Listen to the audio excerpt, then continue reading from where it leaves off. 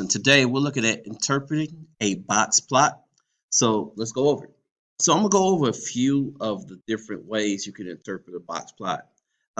So here we have a box plot, and in this current way, we want to interpret the range. It says the box plots below represents some data set. What is the range of the data? Range. So to figure out the range, you're gonna start from the biggest amount and go to the smallest amount and find what is the measurement between those two amounts. So you subtract the biggest from the smallest, and that'll give you the range. See, so the biggest amount was 85, and the smallest amount is 15. And you just do 18 minus 15. So from here to here is 70. And that's the answer. So let's take a look at another example. Remember, this is range. This is finding the range. Okay, so we're going to start with the biggest amount, which is here, and go 150. And the smallest amount, which is 30, is 50. See, they're in tens here, 50, 40, 30. And we're going to subtract those two. And when we do, we end up with 150 minus 130, and we get 120. So that's the answer. So that's finding the range. Okay. Next up is interquartile range. Okay. And with interquartile range, you got your quartiles, which are here and here, right? This is quartile 1, and this is quartile 3. And we want to notice the range, same thing, but not between the smallest, the biggest and the smallest. We're going from one quartile, quartile 3, all the way to quartile 1, and figure out what that range is, okay? So when we do that on this one, we're going from 60 to 20, and then that's going to get you 40. 60 minus 20 gets you 40. So we're going from quartile 3 to quartile 1 and subtract that. Okay, let's take a look at another example. All right, so this is an interquartile range. That's what it says. What is the interquartile range? See, it's going to say that right here. So we'll look at this amount here, which is, that's kind of hard to interpret there. All right, 20, 5, 10, 15, 20.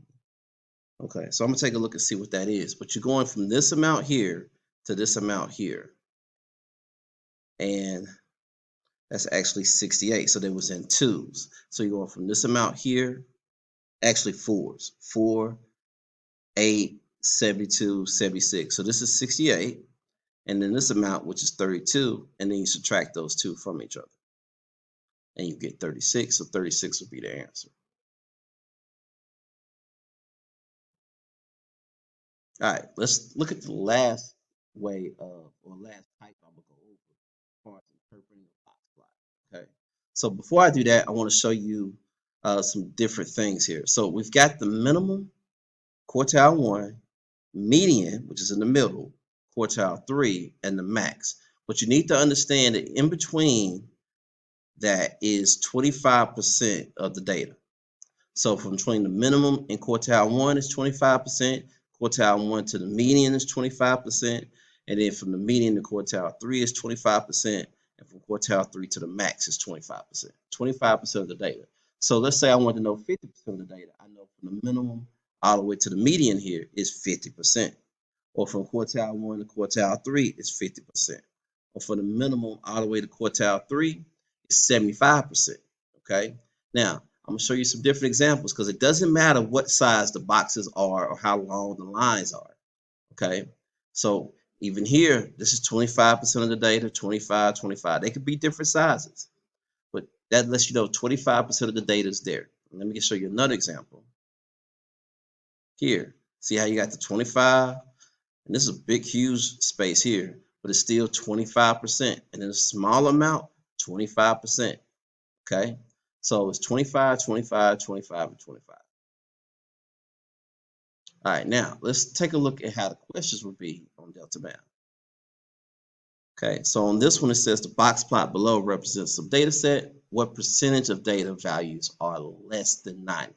What percent is less than 90? So first thing you got to do is find 90, which is right here, right?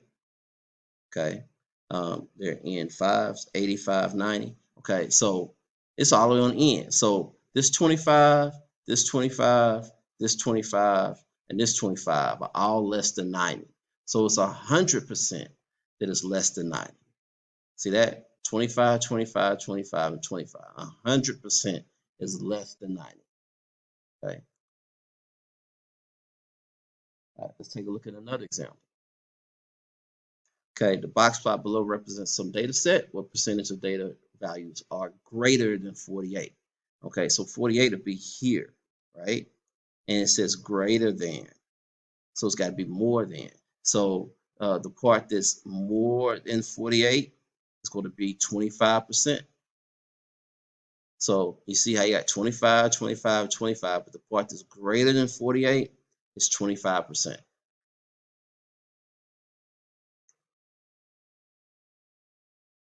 All right, let's take a look at one more example. All right, so on this one says the box plot below represents some data set. What percentage of data values are between 20 and 55? Okay, so that's going to be 25% here and 25% here. That's going to be 50%. Okay, so between 20, oh, actually got that wrong. This is 55, my mistake. So from 20 to 55 here, that's going to be 25% right here. So once you get the numbers read, understand the number line, it's real easy to figure out 25, 25, 25, 25. Sometimes you have to add up two, or sometimes it's just one box, but it's 25, 25, 25, and 25. Okay, and that's it. That is interpreting a box plot. I want to thank you for checking out Mr. Ware's videos. Have a nice day.